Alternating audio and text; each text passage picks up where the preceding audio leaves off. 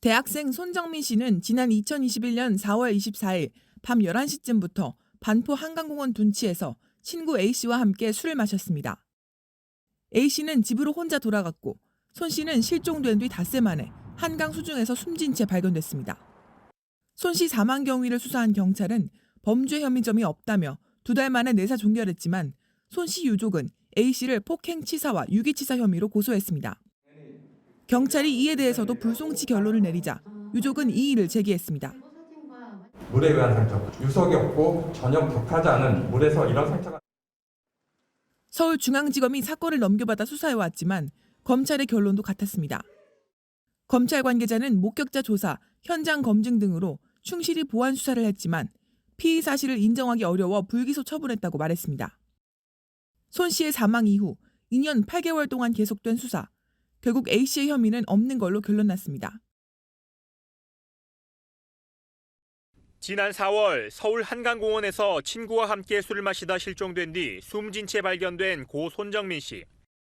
경찰은 지난 6월 변사사건 심의위원회를 열어 사건을 최종 내사 종결했습니다. 2달간의 수사 끝에 손 씨 죽음에 타살 혐의점 등이 발견되지 않았다는 게 경찰이 내린 결론이었습니다. 비슷한 시기 손 씨 유족은 수사를 계속해달라는 취지로 친구 A씨를 폭행치사 혐의 등으로 고소했습니다.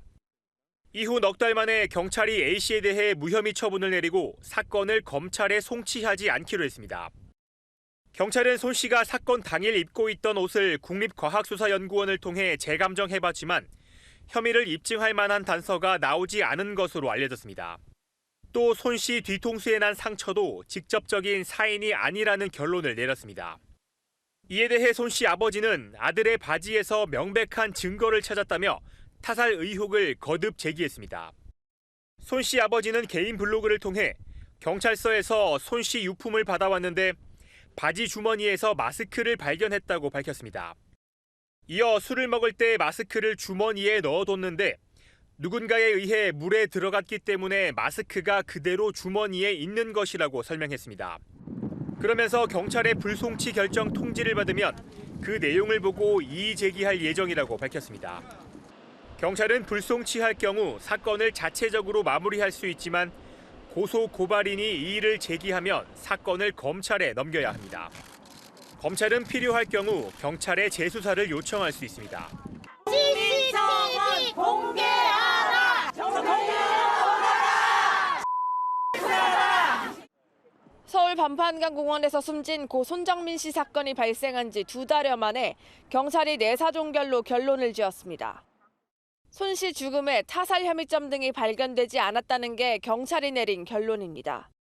경찰은 그간의 수사사항, CCTV 영상, 전문가 의견 등을 바탕으로 수사심의위원회에서 종결을 최종 결정했다고 밝혔습니다. 통상 변사사건 심의위원회는 경찰서장을 위원장으로 경정급 경찰, 변사사건 전문교수, 변호인 등이 참여하는데 손 씨 사건에 대해서는 경찰 4명과 외부위원 4명이 참석했습니다. 손 씨 사망과 관련된 수사가 사실상 마무리된 가운데 경찰은 강력팀 1개를 남겨 손 씨의 최종 행적과 추가 증거 등은 계속 확인할 방침입니다. 경찰은 또 손 씨 유족이 사건 당시 함께 있었던 친구 A씨를 폭행치사와 유기치사 혐의로 고소한 건에 대해선 수사를 이어갈 예정입니다. 손 씨 아버지는 지난 23일 이에 대한 고소장을 제출하고 고소인 조사도 4시간가량 받은 것으로 전해졌습니다. 고 손정민 씨의 친구 A씨의 휴대전화가 지난주 일요일 발견된 직후부터 경찰은 디지털 포렌식과 혈흔검사 등을 통해 범죄 혐의점이 있는지를 조사했습니다. 하지만 국립과학수사연구원 분석 결과 혈흔 반응이 나오지 않았고 디지털 포렌식을 통해서도 A씨와 손 씨와의 불화나 범행 동기, 사인 등과 관련된 내용 역시 발견되지 않았습니다.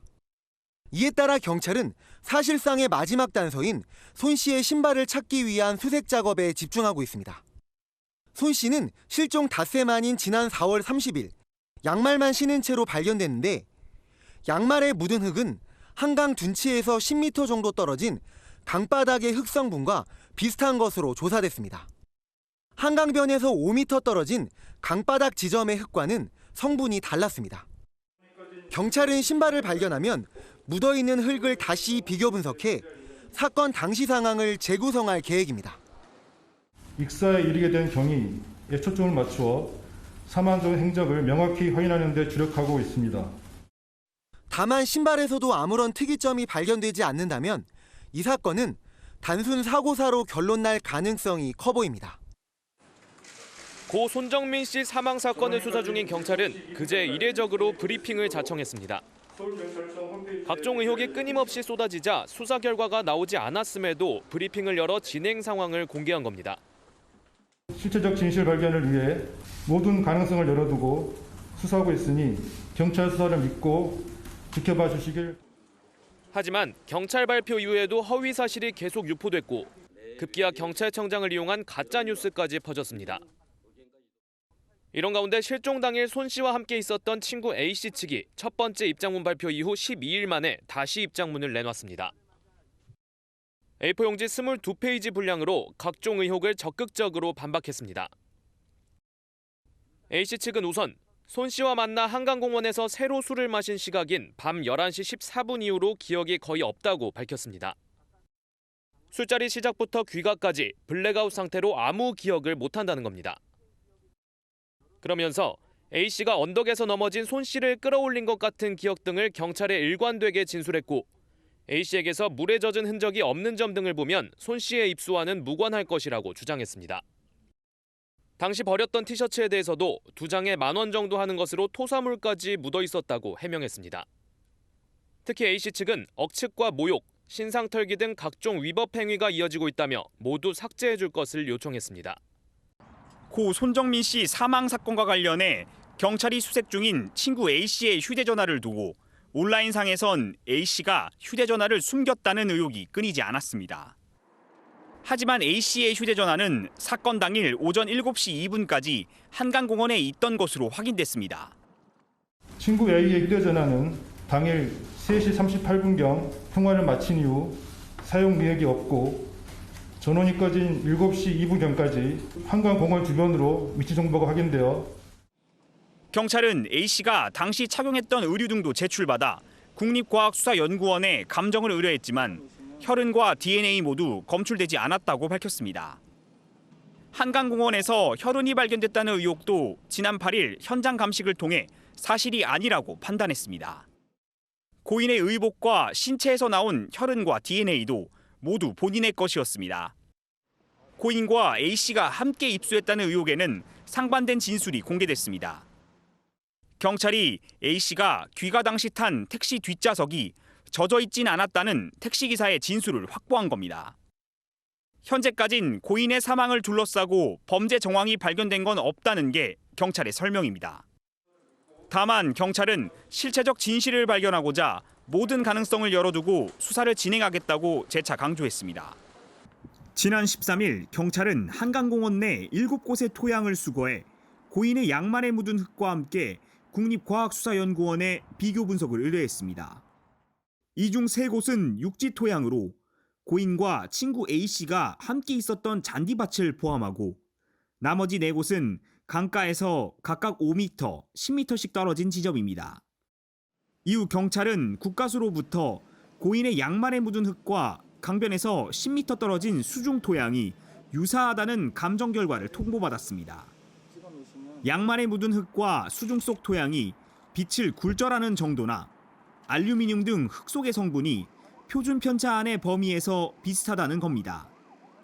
다만 수중 오염이 분석 결과에 영향을 미칠 수 있는 만큼 수사에 사건 정황 등을 고려해야 한다고 국가수는 덧붙였습니다. 경찰도 추가로 현장 조사를 해 수중 지형 등을 분석했는데 강가에서 6.8m 지점까진 수심이 0.52m로 자갈과 토사로 구성된 것으로 확인됐습니다. 그 이후 10.5m 지점에 오면 수심은 가슴 정도 수위인 1.5m까지 올라가고 14.4m에선 수심이 1.7m였습니다.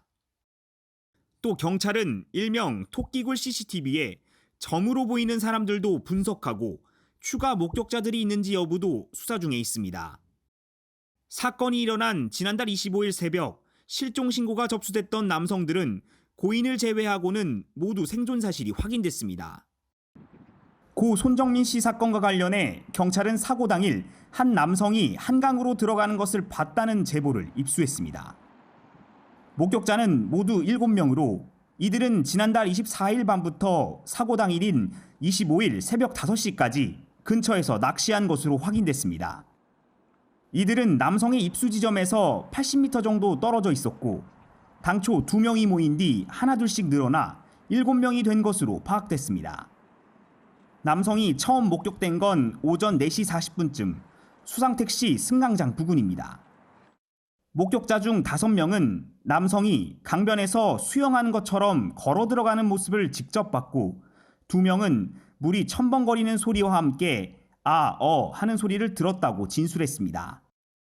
다만 이들은 당시 응급 상황이 아니라고 생각해 신고하진 않았다고 말했는데 남성이 다시 물에서 나오는 것은 보지 못했다고 밝혔습니다. 경찰은 진술 신빙성을 파악하고자 새벽 시간대에 현장을 찾아 물에 들어가는 모습이 보이는지 직접 확인했습니다. 하지만 같은 날 실종 신고가 들어와 소재가 파악되지 않은 사람이 6명이나 되는 만큼 추가 목격자 확보와 영상 분석을 이어가고 있습니다. 특히 경찰은 손 씨가 사망 당시 신고 있었던 양말에서 채취한 흙과 한강 아래의 토양을 비교하기 위해 국립과학수사연구원에 분석을 의뢰했습니다. 고 손정민 씨 사건이 발생한 건 지난달 25일. 당시 함께 있었던 친구 A씨가 그간 불거졌던 의혹들에 대해 입장문을 냈습니다. 우선 가족 중 변호사, 경찰서장 등 유력 인사가 있다는 소문엔 일절 존재하지 않는다며 특히 모친은 결혼 이후 줄곧 전업주부였다고 일축했습니다. 범행을 숨기려고 신발을 버렸다는 주장엔 신발이 낡고 토사물까지 묻어 있어 실종 다음 날 모친이 다른 쓰레기들과 함께 버렸다고 밝혔습니다. 휴대전화를 찾지도 않고 번호를 바꿨다는 지적엔 자신의 휴대전화가 없어서 어머니 이름으로 일시 개통했다고 설명했습니다. 특히 고인의 휴대전화를 가져가는 등 사건 경위를 숨겼다는 의혹과 관련해 A씨가 만취 탓에 제대로 기억하고 있는 것이 별로 없었다고 강조했습니다. 그러면서 수사 결과가 나올 때까지만이라도 도를 넘는 억측과 명예훼손은 삼가해 주길 간곡히 부탁한다고 호소했습니다. 실제로 A씨 측은 경찰 조사에 성실히 응하고 있는 것으로 알려졌습니다. 하지만 고인의 부친은 A씨와 부모의 오전 3시 37분 전화를 숨긴 건 얘기도 없고 휴대전화를 찾을 노력도 하지 않았다고 비판했습니다. 한편 경찰은 고인이 사망에 이르게 된 경위를 면밀하게 확인하고 있으며 법과 원칙에 따라 수사하겠다는 점을 재차 강조했습니다. 국립과학수사연구원은 고 손정민 씨의 사망 원인에 대해 익사로 추정된다는 부검 소견을 경찰에 전달했습니다. 머리 부위 상처는 직접적 사인으로 보기 어렵고 음주 후 2-3시간 내 사망했을 거란 분석도 내놨습니다. 사망 추정 시각과 관련해 마지막 음주 후에 비교적 짧은 시간에 사망했다는 의미라는 게 경찰의 설명입니다. 이와 함께 경찰은 목격자 9명을 조사한 결과 지난달 25일 오전 2시부터 3시 38분까지 손 씨와 동석자 A씨가 함께 있었다는 공통된 진술을 확보했습니다. 4시 20분쯤 목격자 한 명이 한강 경사면에서 홀로 잠든 A씨를 깨웠다는 목격자 진술도 받았습니다. 경찰 관계자는 중요한 몇 가지 확인해봐야 할 제보들이 있다며 손 씨와 동석자가 함께 있던 3시 38분 이후 행적을 파헤치는데 수사력을 집중하고 있습니다. 고인의 부친도 의문의 시간대가 점점 좁혀지는 만큼 더욱 명확한 결과가 나오길 바란다고 전했습니다. 계속 그렇게 압축이 되고 있는 거는 수사를 잘 하고 계시다고 보고 있고요. 조금만 더 진행하셔서 그것만 밝힐 수 있다면. 한편 경찰은 해군의 지원까지 받아 A씨의 사라진 휴대전화를 찾는 데도 총력을 기울이고 있습니다. 경찰이 숨진 손정민 씨의 친구 A씨가 사건 당일 신었던 신발을 A씨 가족이 종량제 봉투에 넣어 버리는 모습이 찍힌 CCTV 영상을 확보했습니다. 손 씨 아버지가 사건 발생 뒤 아들의 행방에 대한 실마리를 찾기 위해 보여달라고 했지만 A씨 아버지로부터 버렸다는 답을 들은 그 신발입니다. 신발을 버린 이유에 대해 A씨 측은 경찰에 그간 알려진 것처럼 낡고 토사물 등이 묻어 버렸다는 취지로 진술한 것으로 전해졌습니다. 또 손 씨의 사망 시간대 현장 주변에 있었던 5개 목격자 그룹 7명에 대한 조사도 진행했습니다. 이들 진술을 토대로 사고 당일 새벽 3시부터 4시 반 사이 손 씨와 A 씨의 동선 상당 부분도 확인한 것으로 전해졌습니다. 경찰은 현장 주변 CCTV 54대를 분석하면서 동시간대 있었던 차량 130여 대의 블랙박스 확보에도 주력하고 있습니다. 한편 어제 오후 한강공원에서는 손 씨 대신 아버지에게 카네이션과 선물을 전달하는 추모 행사가 열려 시민들이 참석해 애도의 뜻을 표했습니다. 서울 한강공원에서 잠들었다가 실종된 의대생 손정민 씨의 무사 귀환을 바란 사람은 가족뿐만이 아니었습니다. 살만한 나라고 살만한 세상이라고 느끼게 해주신 게 고맙고요. 우리 정민이가 이걸 알면 얼마나 고마워하겠어요. 하지만 손 씨는 실종 엿새 만에 싸늘한 주검으로 발견됐습니다. 발견 당시 머리 뒷부분에서 상처가 발견되면서 유족 측은 사망 원인을 밝혀달라며 경찰에 부검을 요청했습니다. 부검 결과 국립과학수사연구원은 머리의 상처는 물속으로 들어가면서 부딪히거나 쓸려서 발생한 것으로 보이며 생전에 발생한 것으로 추정된다는 소견을 내놓은 것으로 파악됐습니다. 손 씨의 아버지는 MBN과의 통화에서 머리의 상처는 생명에 지장을 주는 상처는 아니라고 들었다며 또 뺨의 상처는 어떻게 생긴 건지는 알 수 없다 한다고 설명했습니다. 다만 국가수는 육안으로는 사망 원인을 제대로 알 수 없다고 설명했습니다. 이에 따라 채취한 시료를 분석한 정밀 검사 결과가 나오는 15일 정도 뒤에야 정확한 사인을 알 수 있을 전망입니다. 손 씨의 장례는 어제부터 서울 성모병원에서 5일장으로 치러집니다. 서울 반포 한강공원에서 실종된 손정민 씨가 끝내 숨진 채 발견됐습니다. 지난 25일 손 씨가 한강공원에서 친구와 함께 술을 마시다 자취를 감춘 뒤 엿새 만입니다. 손 씨는 실종된 장소 바로 옆인 수상택시 승강장 근처에서 시신으로 발견됐고 선박을 이용해 인근 선착장으로 옮겨졌습니다. 그간 경찰은 실종 장소 인근에 CCTV가 없어 실종 경위와 수색에 어려움을 겪어왔습니다. 가족들은 애타는 마음으로 전단지를 붙이며 손 씨를 찾았고 당시 현장에 있었다는 시민들도 제보를 이어갔습니다. 누구에게나 자식은 다 소중한데 저희에게도 유일한 아들 하나고 우리 부부가 할 수 있는 건 다 해주고 싶은 아들이었고 비 오는 밤인데도 1시에 오시겠다는 분도 있어서 그때마다 제가 형사님을 대동해서 만났고요. 하지만 손 씨는 오늘 오후 3시 50분쯤 수상택시 승강장 인근에서 발견됐습니다. 경찰은 곧바로 가족들에게 연락을 취했고 손 씨의 시신은 인근 병원 장례식장으로 옮겨졌습니다. 경찰은 정확한 사고 원인에 대한 조사를 이어갈 방침입니다.